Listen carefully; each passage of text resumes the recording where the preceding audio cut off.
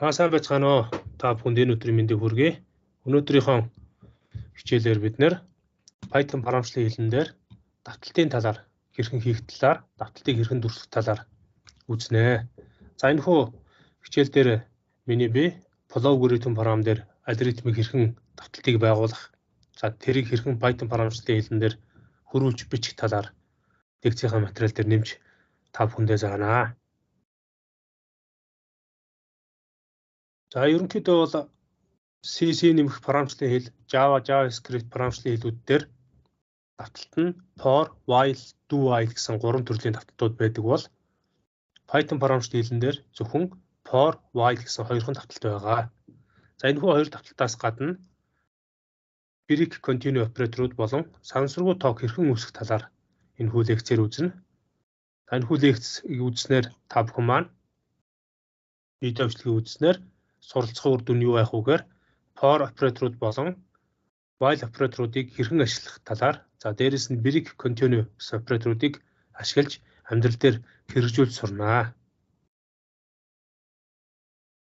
За ингээд хэдүүлээ for давталтыг үзье. За for давталт гэдэг маань болохоор ерөнхийдөө энгийн давталт байгаа.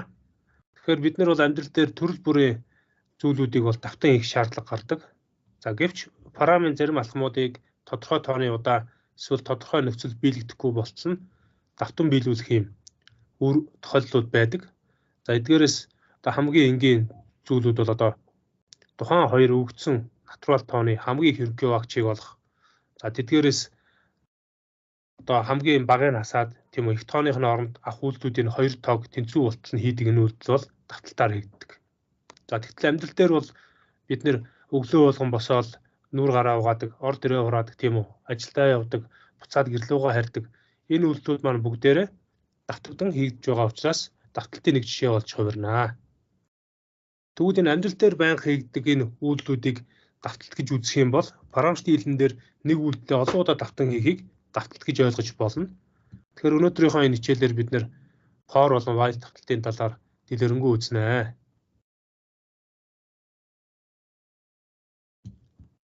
Python хэлэнд ерөөсөө хоёрхан давталтын төрөл байна. Нэг нь for, нөгөөх нь while. Тэгэхээр энэ хоёр давталтын төрөл юугаар ялгаатай юм бэ гэхээр for давталт маань тодорхой тооны үйлдэлийг давтдаг буюу энэ тоолуур давталт гэж нэрлэдэг. Нэг ёсондоо давтах үйлдэлүүд нь хэдэн удаа гүйцэтгэхийг давталт эхлэх үед нь тодорхой зааж өгсөн энэ давталтыг for давталт гэнэ. А нөгөө төгөр for давталт нь хийгдэх үйлдэл нь тодорхой тийм зүйлийг одоо хийдэг давталт гэж ойлгож болно маш энгийнээр. Харин while давталт нь тухайн тэр давтах нөхцөл нь тодорхой бус үед while давталтыг ашигладаг. Тэгэхээр while давталт нь хэдэн удаа гүйцэтгэхийг өөрчлөн тодорхой заагаагүй үед while давталтыг ашигладаг. Харин өгөгдсөн нөхцөл биелэгдэж байвал тухайн давталтын биеийг дахин гүйцэтгэдэг ийм үйлдэлийг while давталт дээр хийдэг. Тэгэхээр англиар бол яг эдгээр давтаж хийж байгаа үйлдэлүүдийг loops, repeat, action гэж нэрлэж байгаа. Нэг өсөндөө үйлдэлээ давтаад хий гэж байгаа. За тэгвэл энэ хоёр давталтын ялгааг удаа гаргаад хэдүүлээ жишээгээр үзээ явна. За for давталтыг бол ерөнхийдөө блок схемээр яаж байгуулдаг, тэрийг хэрхэн хийдэг талаар та бүхэндээ тайлбарлая. За бид нар блок схемээр тайлбарлахын тулд хамгийн түрүүнд while давталтынхаа for давталтынхаа блок схемийг байгуулах хэрэгтэй. За for давталтыг байгуулахын тулд маш энгийнээр байгуулдаг. Одоо жишээлбэл for давталт маань өөр ингэсний хувьсгчтай байдаг. Тэр хувьсгч нь одоо хэдүүлээ R хувьсгч гэж үзье. За тэгээд R маань for давталтын өөр хүн хувьсгч. За for давталт маань блок схемээр ингэж зурагдана. За энэ бол for блок схем байна. За энэ блок схем дотор явж ороод for давталтынхаа төрөний зарласан R хувьсгчаа variable хэсэгт нь бичиж өгөөд дараагийн 3 үйлдэлийг дараах байдлаар хийнэ. За жишээлбэл for давталт маань start утга буюу эхлэх утгыг зааж өгөх ёстой байдаг. За эхлэх утга нь тэг гэж үзье. End value буюу stop утга. Одоо дуусах нөхцөл гэж бас өөрөөр ярьж болно. Тэгэхээр энэ end value буюу дуусах нөхцөл stop утга нь юу байх юм бэ гэхээр за 10-г оруулж өгье.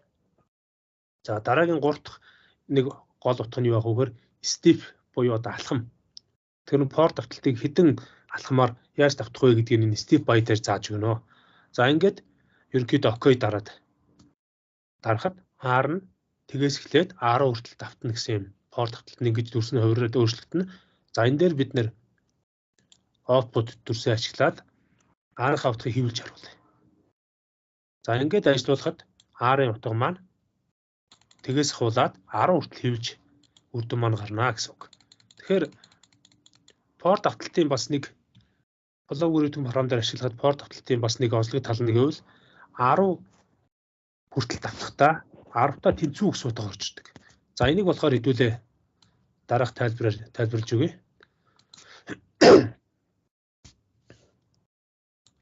За тэгвэл for давталтын эхлэх утга буюу start утган дээр бид нэр R нь тэг гэсэн утгыг авсан. За дараа нь for давталтын дуусах нөхцөл буюу дуусах нөхцөл дээр нь бид нэр R нь тийм үү 10-аас бага буюу тэнцүү гэсэн нөхцөлийн блок схем дээр орж иж байгаа. За харин for давталтын step буюу алхам дээр нь алхам нь R тэнцүү R дээр нэмэх нь 1 гэсэн нөхцлөөр үргэлжилж байгаа. За энийг бол ерөнхийдөө for давталтын эхлэх утга, дуусах утга, алхам гэсэн 3 зүйлээр илэрхийлж болно. За тэгвэл энэ 10-та тэнцүү гэсэн учраас 10 хүртэл утга маань алгоритм дээр харагдаж байна.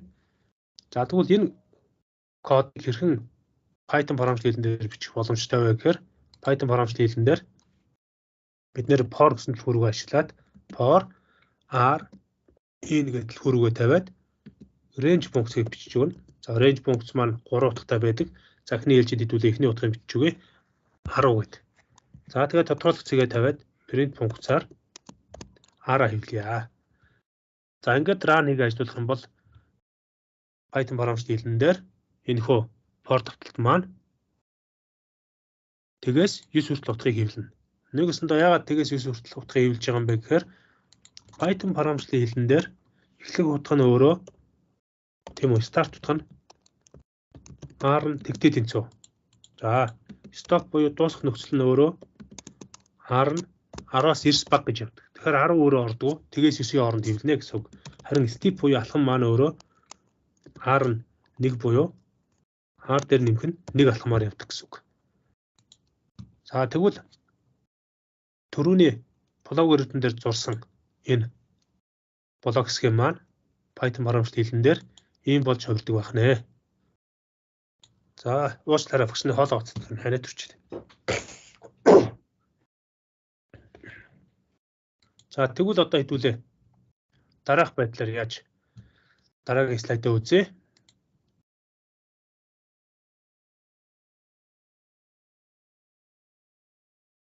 За тэгвэл for давталтыг бид нар бичихтэй түрүүнийх шиг for гэж төлхөөргөө тавина. Дотор нь давталтынхаа хувьсгчийг бичиж өгөөд энэ төлхөөргөө тавиад дараалал ард нь бичдэг. За тэгээд тодорхойлох цэгээ тавиад давталтын биелэх үйлдэлүүдийг энэ дээр хийж өгнө гэсэн үг. Тэгэхээр давталтын биелэх үйлдэлүүд гэж юу байх вэ гэхээр одоо төрөл бүрийн үйлдэлүүд байж болно, утга олж болно, хэвж болно. Энэ үйлдэлүүд бол дурын байж болно. За дараалал гэдэг маань Python параметр хэлэн дээр байдаг өгөгдлийн өгөгд суулгагч 4 төрлийг хэлнэ. За жишээлбэл чагсаалт байж болно, толь бичиг байж болно, тоон олонлог байж болно. За тэгээд тэмдэгт мөрүүд байж болдог. Тэгвэл тэр for давталтын дотор байгаа тэр хувьсгч буюу одоо түрүүний миний бичсэн R хувьсгч маань давталтын өөрийнх нь хувьсгч бөгөөд хувьсгчийн нэрийг код бичиж байгаа хүн дурын нэрээр бичих боломжтой. Жишээлбэл A юм уу J гэдэг. За хувьсгчийн төрөл нь дарааллын төрлөөс хамаарч өөрчлөгдөх боломжтой байдаг. Тэгвэл хэдүүлээ for давталтан дээр дараах түрүүний үзсэн чагсаалт, tuple, олонлог, толь бичиг, тэмдэгт мөр зэрэг дарааллын төрлүүдийг давтахад for operator-ыг ерөнхийдөө хэрэгэлдэг.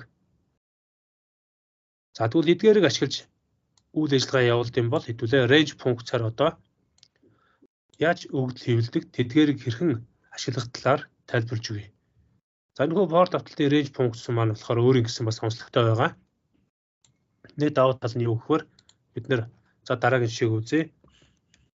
For давталтын range функц маань одоо жишээлбэл R in гэдэг төлхөөргөө тавилаа. Range функц. За range функцэн дээр дараах төрлүүдийг бичих боломжтой. За багш нь та бүхэнд слайд өгсөн байгаа учраас энийг бол төрөвжүүлээд хий. За range функцэн дээр бид нэр хийх үйлдэл маань түрүүний багшийнх нь ярьсан start, stop, step гэсэн 3 алхам энэ дээр орж ирдэг. За start нь тухайн давталтын эхлэх нь утга, stop нь тухайн тогтолтын дуусах утга, step нь тухайн тогтолтын алхам гэж орж ирдэг. Тэгвэл range функц гэдүүлээ 3 янзаар бичиж үзье Python баруунч хэлэн дээр. За эхнийх нь болохоор түрүүний энэ 6 гэсэн утгыг оруулж ирье. За тэгээд print функцаар R-а хэвлэж үзүүлье. За энэ жишээн дээр юу гарах вэ гэхээр range функц маань болохоор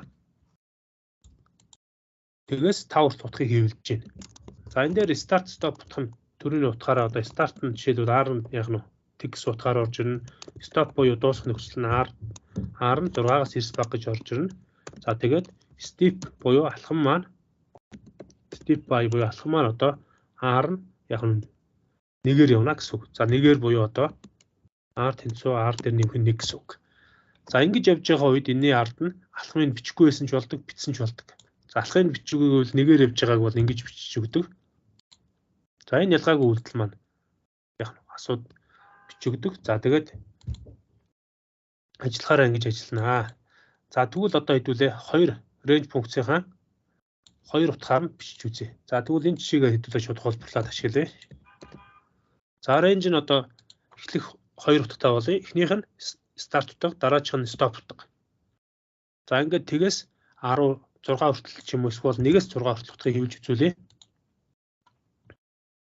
За 1-ээс 6 хүртэл утгыг хэвлэхээр бид нар энэ эхлэх утга маань 1 болоод дуусах утга маань R нь 6-аас 9 баг. За тэгээ алхам маань 1-ээр явж байгаа. За 1-ээр явж байгаа гэдгийг түрүүн дээр жишээн дээр бичсэн шиг ард нь ингээд 1-ээр явж байгаа гэдгийг ингэж бичсэн ч болно, бичихгүйсэн ч болно. За хэрвээ энэ нөхцөл маань 2 алхамтайгаар давтах юм бол 1 3 5 гэсэн утга гарч ирнэ. За энэ жишээн дээр одоо болохоор яг нь R-ийн утга нь 2 болсон. Тэгээд R маань 2-оор нэмж байна гэсэн үг алхам маань. Тэгэхээр энийг одоо 1-ээс 6-гийн хооронд тэгэхээр бага таа байгаа учраас хэдүүлээ 65 гэж үзье. За 1-ээс 65 хүртэлх тоог 2 алхамтайгаар хэрхэн хэвлэж байгааг харуулъя. За энэ жишээн дээр сарах юм бол 1 3 5 7 гэж яваад 63 хүртэлх утгууд ороод хэвлэгдэж гарнаа. За алхмын хэдүүлээ 2 ихгүйгээр 8 болгоё. За 8 болох юм бол энэ маань 1 9 17 25 гээд 57 хүртэлх тоонууд 8 алхамтайгаар гарна. Тэгэхээр нэг усандаа давталт маань ингээ өсрээд явж байна гэсэн үг. За нөгөө төгөр энэ үйлдэлийг одоо range функцийн эхлэх утга, дуусах утга тийм үү. За ингээд алхам гэдгийг flow algorithm дээр яаж шийддэг юм бэ гэхээр flow algorithm дээр болохоор ингэ шийдэж байгаа. Түрүүний энэ for purpose сонгох руу ороод энэ дээр алхмын зааж өгнө. За энэ эхлэх утга, дуусах утга, за start step by буюу одоо алхам дээр нь одоо жишээлбэл 3 гэж заагаад өгчих юм бол энэ маань үйлдэлээ 3 алхамтайгаар алгаж хэвлэнэ гэсэн үг. За хэвлсэн үр дүн маань энэ дээр харж байна 0 3 6 9 10 хүртэл утга гарч байгаа. За тэгвэл алхмын 5 болгочих юм бол энэ маань 0 5 10 гэсэн утгуудыг тоог хэвлэнэ гэсэн үг. За одоо тэгвэл бууруулж хэвлэх нэг үйлдэл гарч ирнэ. Тоог бууруулж хэвлэнэ. За for давталтан дээр тоог яаж бууруулж хэвлэх үү гэхээр for давталт руугаа ороод энэ түрүүн өсгөр хэвлсэн increasing гэж утгатай байдаг. За тэгвэл энийг decreasing буюу бууруулах болгоё. За бууруулахаар сонгоод эхлэх утгыг сольж тавина. Start stop 2 утгаа сольж тавина гэсэн үг. За start утга нь одоо 11 бай. За том тоо тавьчих тийм үү. 55. За дуусах утга нь тэг бай. За ингээд 55-аас тэг хүртэл алхам нь нэгээр буурч хэвлэж үзүүлье. За тэгээ ажиллуулж үзэх юм бол за энэ параметрын хувьд болохоор 55-аас тэг хүртэл ингээ буурч хэвлэж байна утгаа. За түрүүний алхам дээр нь тоглолт хийгээд алхмыг 8-аар бууруулад үзэх юм бол тийм үү 55-аас 7 хүртэл тэг өөрөө орохгүй гэсэн үг. За тэгвэл энэ flow algorithm дээр бууруулж тоолж байгаа энэ блок схем дээр дүрсэн тэмдэглэгээ маань ийм болж хувирдаг 10.55-аас тэг хүртэл тийм үү decreasing буюу буурахаар хэвлэнэ. Тэгтээ алхам нь 8-аар гэдэг. За ингэж оруулж ирдэг. За тэгвэл Python програмчдын хэлэн дээр энэ хөө давталтыг яаж хийх талаар хэдүүлээ үзье. За буурахаар хийхдээ бид нэр for гэдэг хөрвөө бичнэ. R-аар оруулаад ирье. R-ийн range гээд за одоо буурахын тулд эхлээд 110-аас тэг хүртэл бууръя. За буурах утгаа хасах утгаар өгнө. Хасах 6-аар өгье. За алхам нь хасах 6-аар буурлаа. Print функцаар R хэмлэе. За инхээр 110-аас тэг хүртэл хасах 6-аар буураад 6 алхмаар буураад 2 хүртэл хэвлэгдэж байна гэсэн үг. За ийм үйлдэлүүдийг хийх боломжтой. За тэгвэл хэдүүлээ дараагийн чигээр слайд руугаа шилжиж оръё.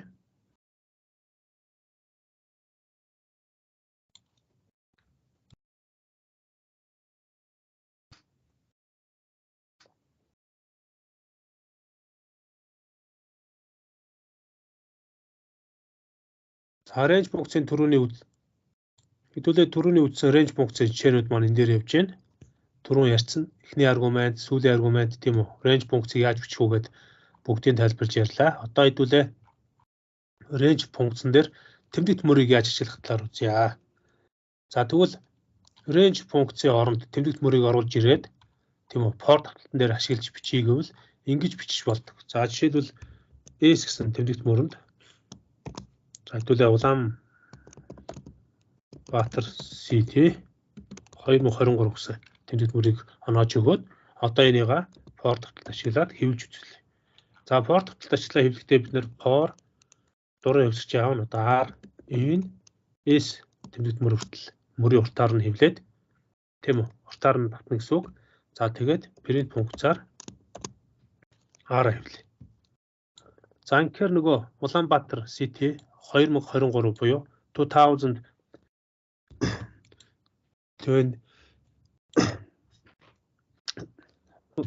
Улаанбаатар City 2023 гэсэн утга маань энэ дээр ингэж гарах нь байна. За энэ хүү утга маань болохоор яаж гарч байгаа юм бэ гэхээр тэмдэгт мөрийнх нь утгаар гарч байхдаа тухайн тэмдэгтийн тоо болгоноор нэг мөр унгааж хэвлэж байна гэсэн үг. За энэ дээр мөн хоосон зай маань хүртэл нэг тэмдэгтийн мөр авч доошоо бууж хэвлэгдэнэ. За энийг яаж мэдээд байгаа юм бэ гэхээр хэдүүлээ ингэж жишээ болгоод үзье. За жишээлбэл тайлбарлах юм бол тэг гэдэг маань 0 индекстэй байгаа. За 1 гэдэг маань L хэсэг маань 1, A маань 2, дараагийн A маань 3 гээд ингээд явна гэсэн үг. За ингээд явхаар энэ маань яах нь 10, 11, 12, 13, 14, 15, 16, 17, 18, 19, 20 тэмдэгт мөр байна гэсэн үг. За 23 маань 20 дээр гарч байна. За тэгтэл энэний уртаар тэмдэгт мөрийн уртаар гэхээр R гэсэн хэсэгч маань энэ тэмдэгтийн урт хүртэл нийт 20 удаа таталтыг хийнэ. За энэний хувьд дүнд тэмдэгтийг мөрөөр нь доош унгааж хэвлэнэ гэсэн үг. За ингэж бол хэвлж болд юм байна. За тэгвэл буцаад лекц руугаа орох юм бол тэмдэгт мөрөөс өөрөөр болохоор бид нэр else гэсэн давталтын оператор дээр for operator дээр else гэсэн нөхцөл орж ирдэг. Нэгэсэндээ if гэсэн нөхцөлийн эсрэг else гэсэн нөхцөл үгүй гэсэн нөхцөл орж ирж байгаа. Энэ үгүй гэсэн нөхцөлийг бид нар бичихтэй while болон for давталтан дээр хоёулын дээр нь ховор тохиолдол бичиж өгнө. За хэдүүлээ нэг бичээд үзье. Одоо жишээлбэл ингэж бичиж болох нь байна. For in range функцаар 2 1. За тэгээд parent функц дотроо i-г оруулж ирээд else нөхцлөө бичээд parent функц дотроо else гээд i-г бичиж. За тэгэхээр энэ байдалд бид нар i-га жишээлбэл 111 гэдэг өгчих юм бол юу гарах вэ гэхээр энэ for давталт маань угаасаа нөхцөл нь худлаа бичигдсэн байгаа гэсэн үг. Нэгэсэндээ 2-оос 1 хүртэл давтана. Тэгэхдээ i ч нөхцлөөрөө 111 гэхээр энэ нөхцөл биелэхгүй үед else-гийн нөхцөл биелээд дэлгэснээр нь хэвлэгдэж байна. За else-г бас ингэж нэг нөхцөл биелэхгүй үеэр бичиж болно. Нөгөө нь хувьд нь болохоор else-г for гээд тухайн давталт өөрөө дуусаад давталт дуслаа гэдгийг else-гээр илэрхийлэх боломжтой. Тэгээс 5 хүртэл давтаад 2 алхамтайгаар давтъя. Тэгээд print функцэн дээр i-г хэвлээд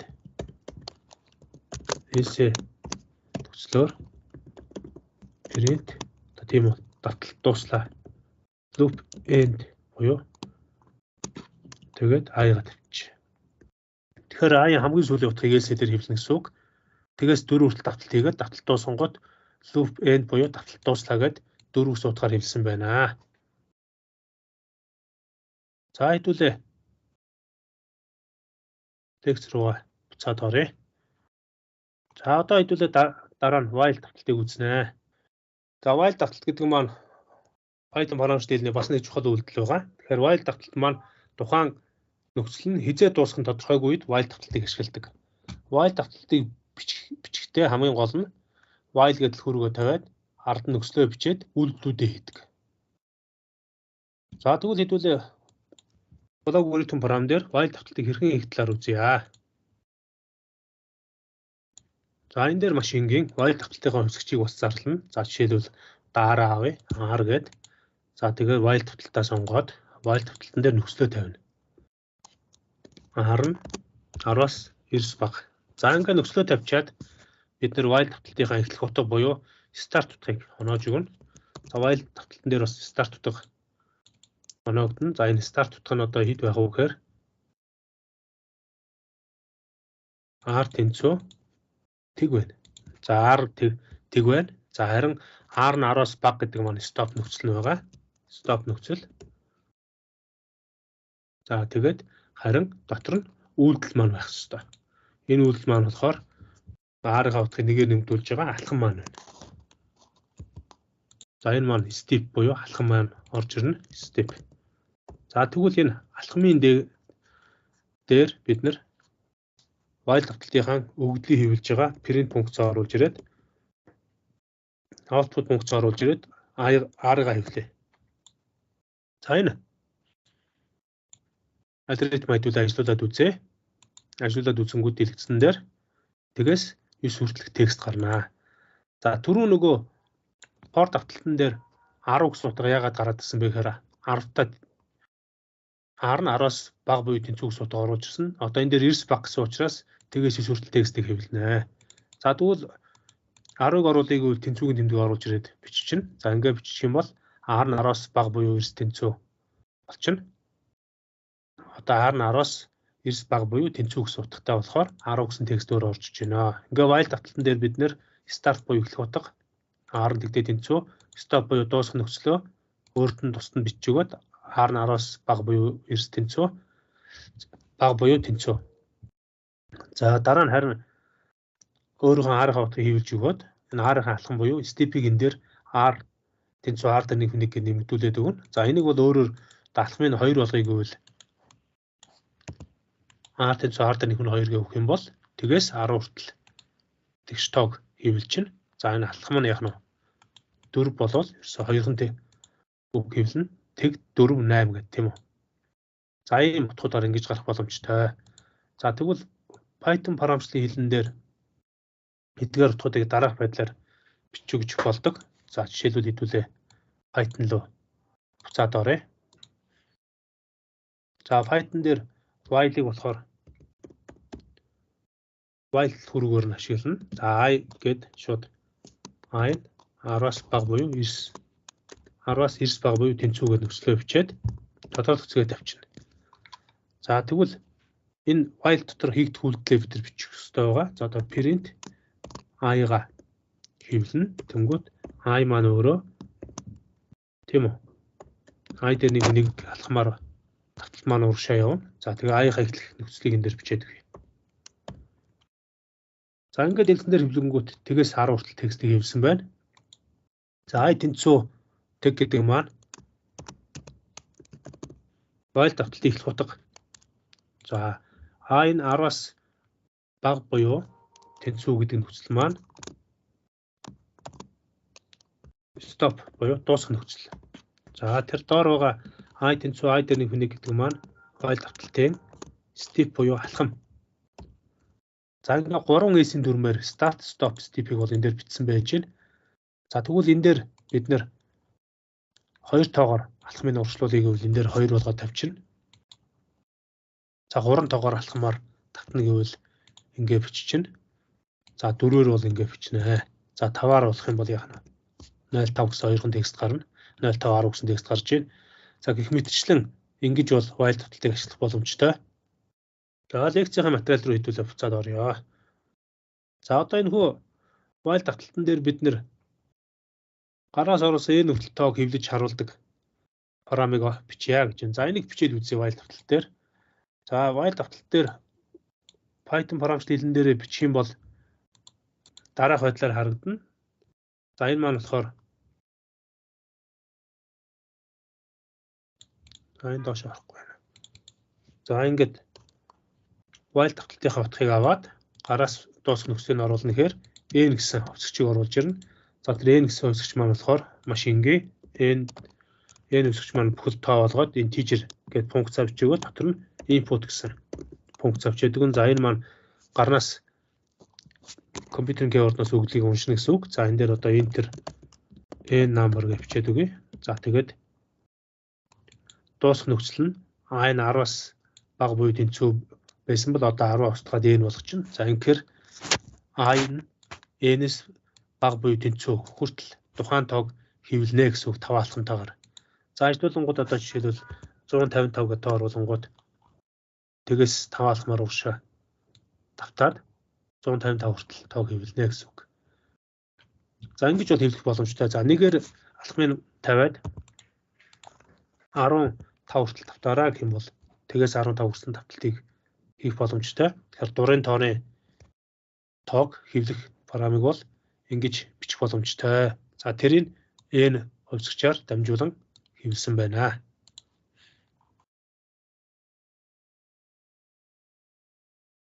За тэгвэл хэдүүлээ дараагийн жишээг үзье. За энэ дээр бол яг 50-с бага тоог бага нөхцөл хангах тэгш тоонуудыг тийм үү 2 дахин хэсгэж тэдгээрийг хэвлээ гэсэн жишээ орсон байна. За энэ бол яг бид нар лаборатори дээр үздэг жишээнүүд байгаа. Ерөнхийдөө бол 50-с бага тоог тэгш тоонуудыг if нөхцлөөр шалгаад тийм үү тэн дээр нь 2 дахин хэсгээд нөхцөлийг хэвлэх боломжтой байдаг. За тэгвэл энэ операторыг хэдүүлээ одоо үзчихлээ. За энэ оператор гэдэг маань ерөнхийдөө болохоор тухайн энэ операторыг тухайн утга буюу дараалалд агуулгадж байгаа хэсгийг тухайн тоог шалгахын тулд ашигладаг. Нэг ёсондоо юу гээд байгаа юм бэ гэхээр parent функцэн дотор тийм үү? Parent функцэн дотор шууд биччихэн тийм үү? За 5 гэсэн тоон энэ гээд одоо нөхцлөө тавина. Нөхцөл маань болохоор нөгөө range функцэн дотор байгаа. Тэгээс 8 хүртэл. За ингээ хэвлэх юм бол төрөө x утга гарч ийн. Нэг өсөндөө юу гэсэн үг вэ гэхээр энэ 5 гэсэн тоо маань таны тэр n гэдэг хөрөөгөөр бичиж байгаа range функцэн дотор байгаа тийм үү? Тэгээс 8 хүртэлх тоо гэдэг чинь ийм тоонууд байгаа. 0 1 2 3 4 5 6 7 8 гэсэн тоонууд байгаа. Энэ дотор 5 гэсэн тоо чинь байгаа юу гэдгийг асууж байгаа. За 5 гэсэн тоо байгаа бол энэ дээр төрөө x утга оноо. За энэ жишээ хэдүүлээ өөрчлөөд тийм үү? Байхгүй тоог бичиж үзье. За одоо 9 гэсэн тооны дотор байгаа юуг асуух юм бол 9 энэ range гээд бөөрөнгийн алтан дотор тэг таслал 8 гэж бичээд өгнө. За ингээ бичих юм бол false гэсэн утга гарна. За энэ ямар учиртай юм бэ гэхээр 9 гэсэн тооны дотор байхгүй учраас false буюу худал гэсэн утга гарна. 5 байгаа учраас төрөө буюу үнэ утга гарч байна. За тэгвэл not in гэж оператор байгаа. Дараагийн оператор нь not in гэдэг оператор нь юу хийх юм бэ гэхээр энэ тухайн операторыг тухайн утга дараалалд агуулгадаагүй хэсгийг шалгахад ашигладаг. Нэг өсөндөө тухайн тоон тухайн дараалт төр байхгүй байвал not in операторыг ашиглана. За not in оператор гэдүүл ажиллаад үзье. Жишээлбэл төрөний 9 гэсэн тоо энэ төр байхгүй байсан тийм үү? Байхгүйгээ пост гарсан. За энийг not in гэж бичиж. За энэ төр хэрвээ байхгүй байвал 9 гэсэн тоо байхгүй учраас төрөө буюу үнэ утга гарна. Байх юм бол post гэсэн утга гарна. За тэрийг хэдүүлээ. Энийг 5 гэж бичээд өгье. За тэгээ ажиллая. Оо ичтэй. За 5 маань энэ дотор байгаа учраас тийм үү? false гэсэн утга гарна. Хэрвээ буцаагаад 9 болгочих юм бол 9 маань байхгүй учраас 4 утга гарна. За гэх мэтчлэн ингэж бол not-ны оператор ажиллах боломжтой. Энэ операторууд маань өөрөө ажиллахдаа бүүлийн true болон false гэсэн утгуудыг буцааж хэвлэх бүрэн боломжтой юм аа. За true гэдэг үнэн гэсэн утгыг буцаана, false гэдэг маань худал гэсэн утгыг буцаана. За while давталтаар хэдүүлээ. Одоо энэ тэмдэгт мөрөн дотор тухайн бүсэг байна уу байхгүй байна уу гэдгийг шалгаж байгаа жишээг ажиллуулж үзье. За энийгээ шууд ингээд бичээд үзье. Одоо хэдүүлээ. За жишээлбэл яах нь вэ? S тэмдэгт мөрөд дурын текст бийж болно. За одоо юу гэдгийг D гэдэг. За I давталт нь эхлэх нөхцөл маань I тэнцвүүдийг за while давталтын дотроо not гэдэг функц оруулж чинь. За энэ бол үүсгэж байгаа функц тийм үү? Өмнөх хичээл дээр үзсэн. За тэгээд SI гэдэг массив утга авсан байна. Энэ нь энэ оператороор энэ текст дотор байна уу гэж байгаа. За ингээд дурын текстийг биччихье. За тодорхой хэсгээ тавиад print функцаар SI. За ингээд I хавтыг нэгээр нэмтүүлэх буюу нэг үйлдэлийг хий. За энийг ажиллуулж үзье. За ингээд ажиллуулад үзэхэд энд бол T гэсэн утгын үр дүн гарч байна. За яагаад ийм үр дүн гарсан бэ гэж асуусан байна. За хэрвээ энэ гарсан утга маань ингээд тайлбарлах юм бол S гэсэн тэмдэгт мөрийн утга нь түрүүн багш нь D гэсэн жишээг авцсан. За энэ тэмдэгт мөрний эхний тэмдэгтийн индекс нь тэг юм аа. За давталтын нөхцөл нь not гэд түрүү энэ нөхцлөө бичсэн. За үүнийг шалгана. За S тэг элемент дээр тэг гэсэн тэмдэгт мөрийн их шиг бус гэвлэгч тул T-г хэвлэнэ. За ээлж тэмдгийг заахын тулд I-н алхмаар нэг урагшлангууд энэ нэг урсгал нэмэгдүүлнэ. За тэгээд давталтын нөхцөлийг дахин шалгаж S1 тэмдэгт дээр H гэсэн тэмдэгт их шиг биш гэвлэгч тул H-ийг хэвлэнэ гэсэн байна. За манай дээр тэр H-ийг хэвлээгүй шууд T гэд жишээ маань дууссан байна. За нэг ёсондоо энэ маань тэмдэгт мөрийг энэ дотор байгаа хэсгийг хараад за байвал тийм үү хэвлэж гинэ гэсэн үг. Тэгэхээр энэ жишээн дээр болохоор багшийн бичсэн жишээн дээр энэ T гэсэн тэмдэгт байхгүй учраас энэ мөрөн дотор байхгүй учраас T хэвлсэн. Харин одоо би T-ийн энэ ард нь 1 гэсэн тоог тавьчих юм бол 1 байхгүй бол 1-ийг хэвлэнэ. За энэ дээр мань гарахгүй байж чинь. За өөр тоо оруулж тэ. За тэгвэл за R-ыг тавьчих. R. За гэсэн утгууд гарах юм байна. За хэдүүлээ дараагийн жишээ рүү очие. За while нөхцөл дээр нөгөө S нөхцөлөөр оруулж бичих бүрэн боломжтой. За S-ийг оруулж бичихээр бид нэр яаж бичих вэхээр дараах байдлаар бичнэ. За энэ дээр болохоор while гэж шууд нөхцлөө биччихнэ. Python харамслалын дээр while гэд нөхцлөө тавиад үйлдэлүүдээ хийгээд else нөхцлөөр үйлдэлүүдээ хийнэ.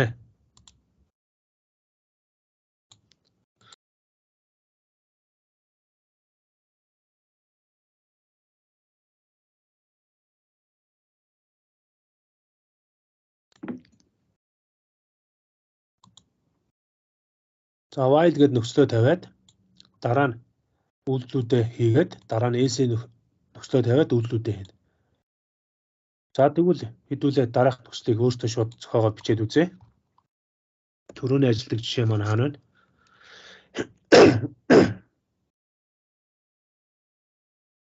За энэ жишээг авч while дээр. Энэ жишээг аваад за тэгээ else нөхцлөө тавиад else тийм үү? Предиктор нь за энэ бол else нөхцөл шүү гэж бичээд тэгээд хавлаа. За while давталт маань бас ялгаагүй. Одоо тухайн давталтыг өөрөө хийж дуусны дараагаар else гэсэн нөхцөл нь тухайн давталт дууссан үед else гэж өөрөө хэвлэгдээд I-ийн сүүлийн утгыг хэвлэнэ гэсэн үг. За нэг өсөндөө else-ийн оронд хэдүүлээ loop end буюу одоо давталт дууслаа гэдгийг бичээд үгүй. За ингээд run-ыг ажиллуулах юм бол давталт маань өөрөө тэгээс 10 хүртэл давтаад алхам маань тэгж нэмэгдээд 2 болоод 10 дээр 2-ын 12 болоод тэр утга маань энэ дээр давталт дууслаа гэд аяга утгыг хэвлэж байна гэсэн үг. За else нөхцөлийг маань тухайн давталт дууссан үед бол бас хэрэглэх боломжтой байгаа. Төрөний for давталтан дээр ашигласан шиг else нөхцөл маань давхар бичигдэнэ.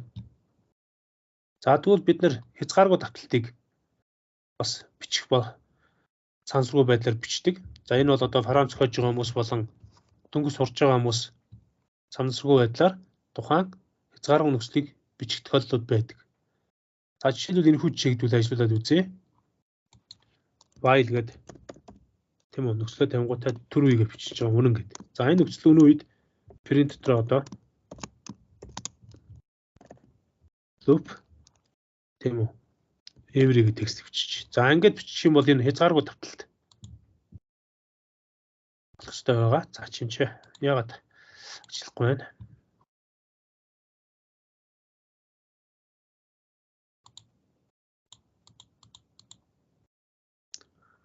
За энэ маань давталтан дээр алдаа зааж өгсөн байна. Одоо жишээлбэл ийм нөхцөл тавьчвал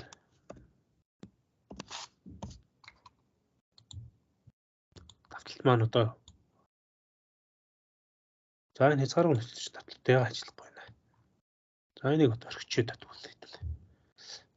За одоо үргэлжлүүлээд break continue гэсэн операторыг үзье. За break continue гэсэн операторууд нь болохоор бид нэр for давталтан дээр ямар нөхцлүүдээр хийдэг боломжтой вэ гэхээр break гэдэг маань тухайн давталтаас тэр даруйд нь гарах ба давтах үйлдэлийг дуусгаж давталтын биеийн ард байгаа үйлдэлүүдийг хийхэд тусалдаг.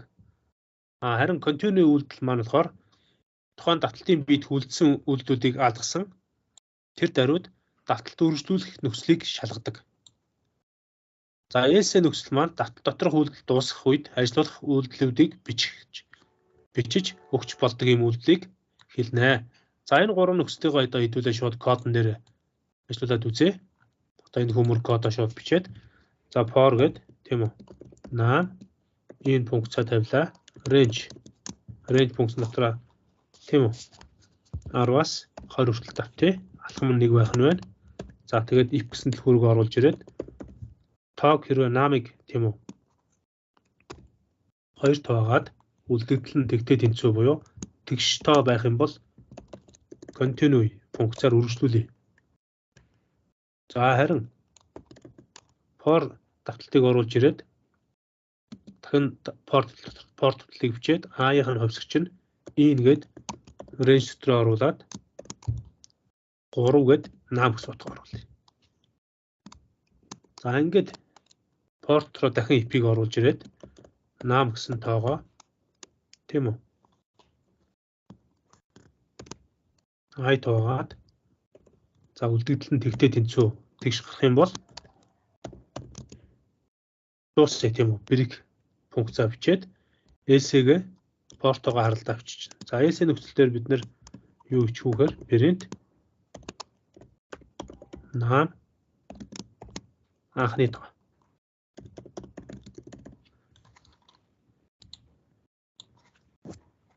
За энэ маань болохоор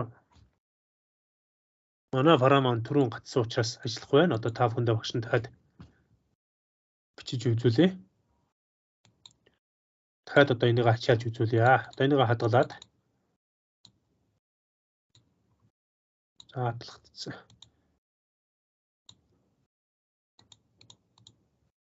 Ингээ гараад. За Jupyter notebook маань заримдаа ингээд гацх тойллууд байдаг. Тийм бол тухайн хийсэн файлаа хадгалчаад шинээр дуудаад ажиллахад ажиллана гэсэн үг.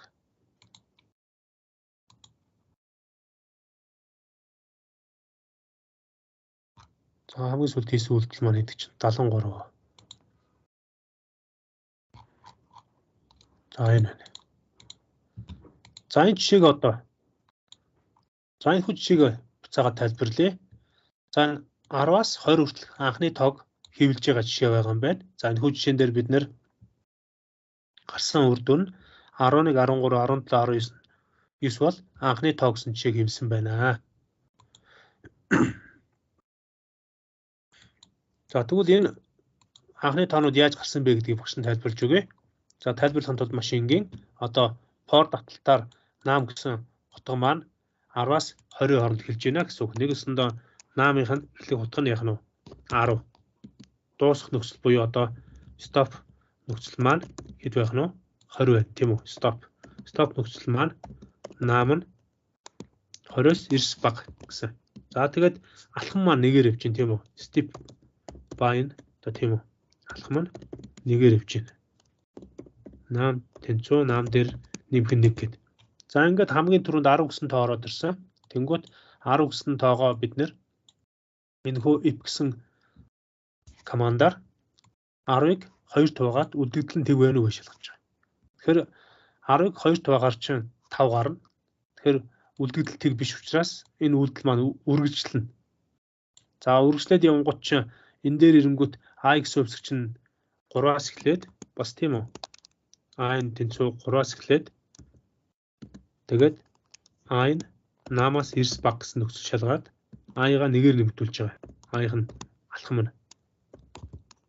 За тэнгүүд энэ дээр if гэсэн үйлдэлээр наама i тоогонгууд одоо 10-ыг 3 тоогонгууд тэгтээ тэнцүү гэсэн үлдэгдэл гарахгүй учраас нэг гарах учраас яах нь алгасаад дахиад давталт маань ийшээ явчихна, дээшээ хүрээд ирнэ гэсэн үг. Тэгэхээр 10 маань гарахгүй, харин 11 байгаа үед 11-ийг 2 тоогаад үлдэгдэл нь тэгтээ тэнцүү биш учраас үргэлжлээд энэ дээр ирэнгүүт 11-ийг 3 тоогаад үлдэгдэл нь тэгтээ тэнцүү биш учраас else-гээд 11-ийг хэвлэж байна. За энэ байдлаар ингээ 12 ороод ирнэ, 12-ыг хэвлэхгүй алгас чинь 13 ороод ирнэ, 13-ыг яах нь үлдэгдэл нь тэгтээ тэнцүү биш гингүүтээ break командаар биш учраас шууд зогсоонгуудаа 13 чи анхны тоо юм шүү. За гэх мэтчлэн ингээ анхны тоог энэ бол олж байна. За энэ хөө баруун дээрс гол анхаарах зүйл нь юу гэхээр энэ break гэдэг команд маань тухайн нөхцөлийг дуусгаж ирнэ гэсэн үг. Түр зогсоогоод энэ else рүү шилжиж байна. За тэгвэл break хийгээд үл одоо түрүүний while давталтан дээр бичиж үзүүлье. Одоо багш нь энэ маш их амархан while гээд i 10-аас эрс бага. За ингээд print функцаар хэдүүлээ i-га хэвлэе. За тэгээд i тэнцүү i дээр нэг алхмаар урьдчилуулад if нөхцөлийг оруулаад ирээ тийм үү дотор нь if нөхцлөөр одоо жишээлбэл i нь 5 та тэнцэх юм бол break команд шууд зогсдог. За ингээд бичих юм бол тэгээс 4 хүртэл давтаад яг 5 дахь тоо 5 ороод ирэх юм бол i нь 5 болчих юм бол энэ програм маань зогсож чинь гэсэн үг. Break хийгээд stop буюу одоо шууд програмыг зогсоож байна. Stop хийгээд. Continue operator-ыг ашиглахаар үргэлжлээд дараагийн нөхцөлөө хийгээ явчихна.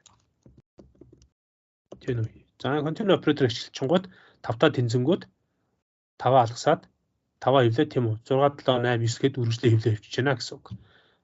За ингэж бол break continue operator хоёрыг бол хостуул ажиллах боломжтой.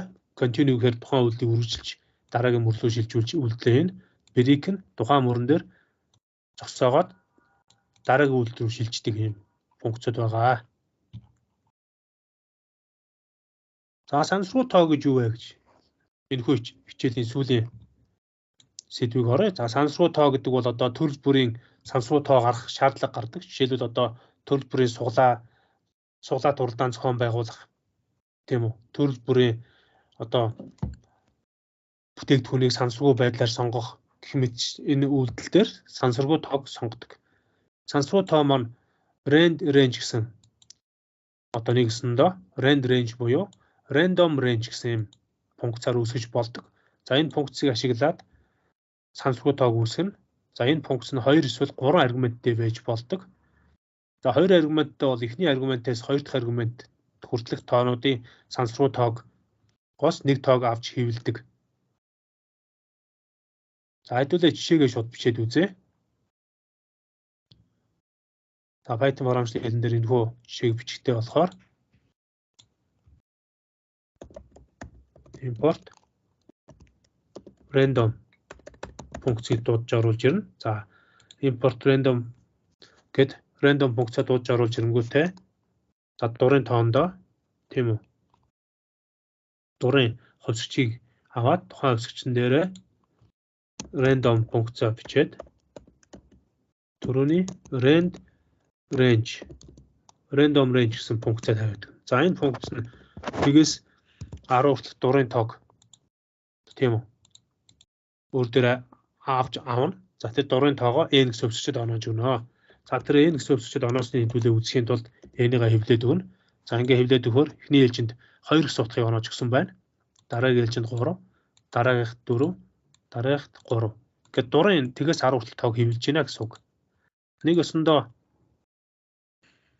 дахин ихнээс нь тайлбарлах юм бол random гэсэн функцийг импортлж оруулж ирээд random гэсэн функцийнх нь rand range гэсэн функцаар тийм үү тэр сангаас rand range гэсэн функцийг тэгээс 10 хүртэл тоонуудыг дурын хэлбэрээр n оноогоод өгнө. N-ийг print функцаар хэвлэнэ гэсэн үг. За хоёр аргументтэй байж болно гэж үзсэн. За тэр хоёр аргумент утгыг одоо 2 гэдээ оноогоод үзье. За ингэх юм бол яах нь вэ? Тэгээс 10 хүртэл утгыг дурын тоогоо сонгохдоо 2 алхамтайгаар сонгоно гэсэн үг. За ингээд 2 гарч ийн одоо тэг гарч ийн те. За дахиад тэг гарч ийн 4 гарч ийн 2 гарч ийн. За гэх мэтчлэн байдлаар бид нар одоо суглаа зохион байгуулж болно. Одоо жишээлбэл тэгээс 1000 хүртэлх хүнд тоо өгчөөд за энэ дундаас сонгогдсон дурын хүнд бэлэг өгнө гэх юм бол энэ фу функцээр ажиллах юм бол 715 хүн сонгогдсон байна. Дахиад ажиллах юм бол 387, дахиад ажиллах юм бол 994. Тэгвэл энэ дурын тоо, сансруу тоо үүсгчийг одоо random гэж нэрлэж байна. За энэ сангаас rand range буюу random range гэсэн функцийг ашиглаад тоог үүсгэж байна. Тэгвэл энэ дурын сансруу тоо үүсгэж функц маань бидний амьдралд маш ихээр хэрэг болдог. Одоо нэг үе цэцэрлэгийн хүүхдийг суглаагаар оруулж исэн тийм үү? Энэ дээр бас энэ функцийг ашигласан байна гэсэн үг.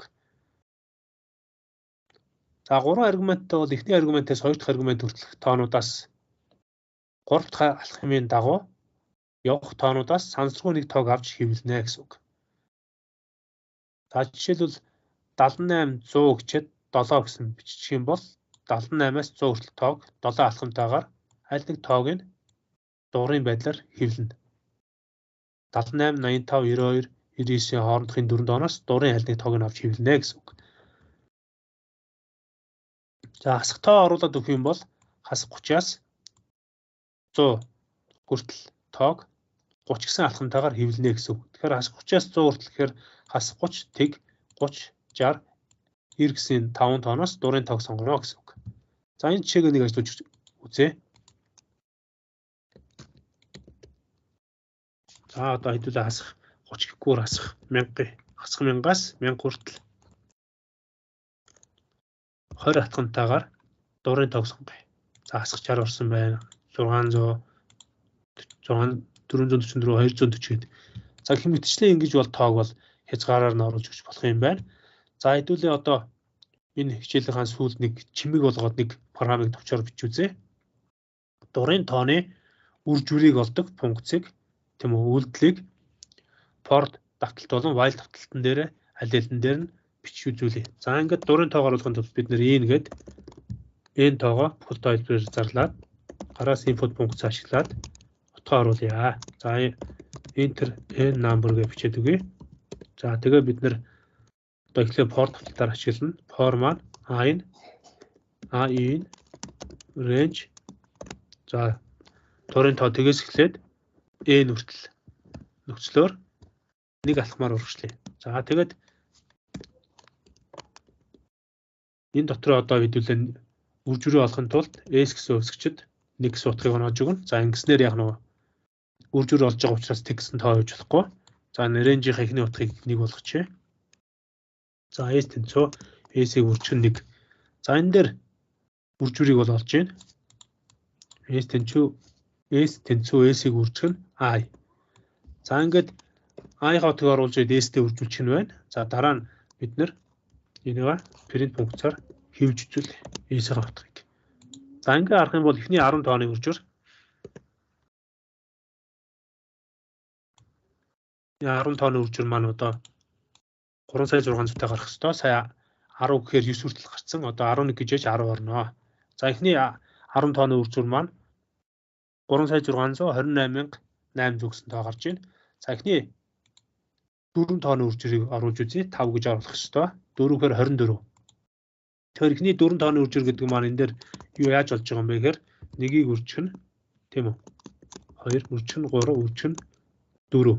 За энэ тооны нийлбэр маань мэдээж 24 гарна. За эхний 5 тооны үр жир тэгэхээр 4 ороод 24. За эхний 5 тоо гарахын тулд 6-гаа оруулаад энтер дарна. Ингээд 129 тоо гарч байна. За энийг бол одоо for давталтан дээр ингэж хийх боломжтой юм байна. Тэгвэл while давталтан дээр яаж хийх вэ гэхээр яг энэ эхний үйлдэлүүдээ аавна. Энэ тоогоо бүхэл тайлбараар зарлаад тийм үү? Гараас утгаа аваад компьютерийн keyboard-оос утгаа аваад S1-тэй тэнцүү while хөрөөгөө зарлаа. Одоо гол нь I-н N-с эрс баг гэсэн нөхцлөө бичвэн. За тэгээд дотроо түрүүний S тэнцүү S-ийг үржих нь I гэдэг тэгчгэлээ оруулж ирээд за while давталтынхаа алхмыг оруулж ирнэ. Y нэгээр нэмэх учраас Y нэмэх тэнцүү 1 гэж бичээд үгүй.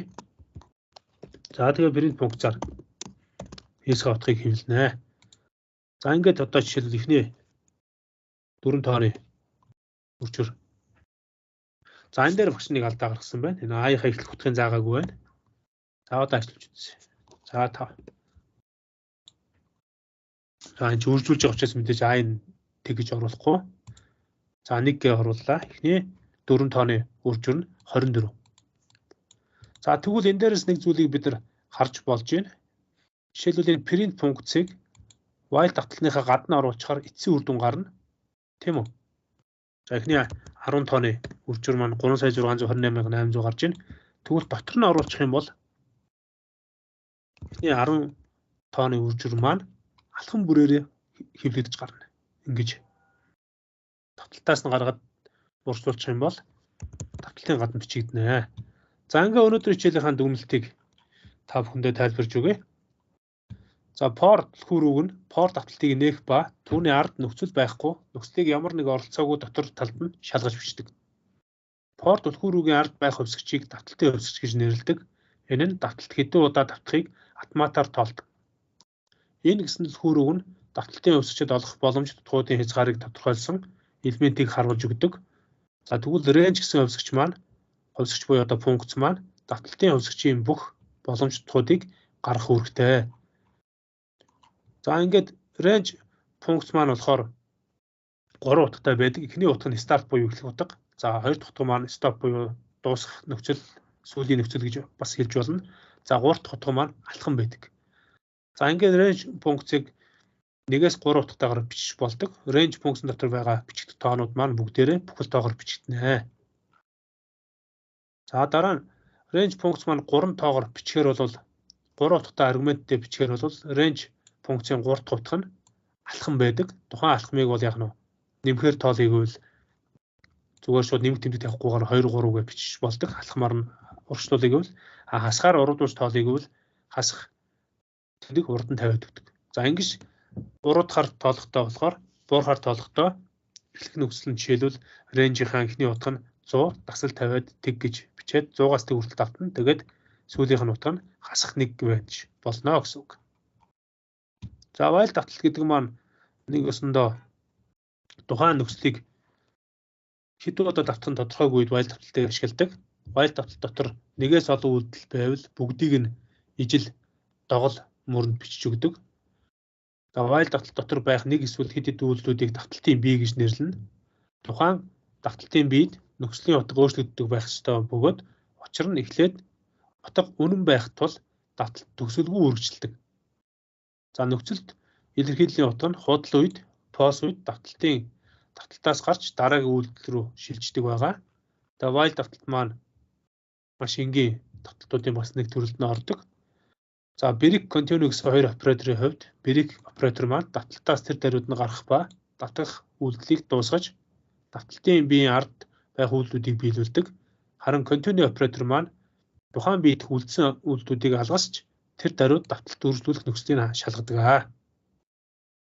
За ингээ өнөөдрийн хичээл та бүхэнд анхаарал хандуулсан та бүхэнд баярлалаа.